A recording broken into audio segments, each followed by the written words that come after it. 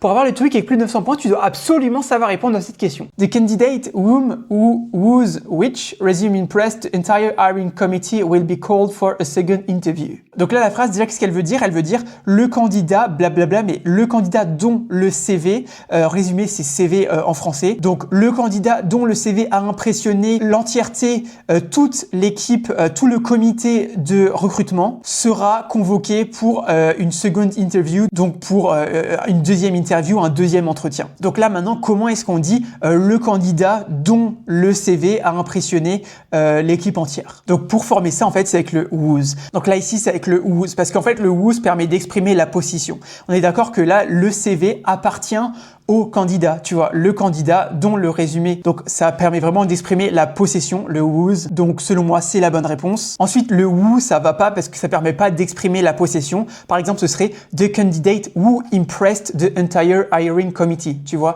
là, ce serait en gros le candidat qui a impressionné. Tu vois, mais là, ici, ce qu'on cherche à dire, c'est le candidat dont le CV. Ok, donc le who, ça va pas. Le whom, ensuite, ça permet pas d'exprimer la possession, notamment d'un objet.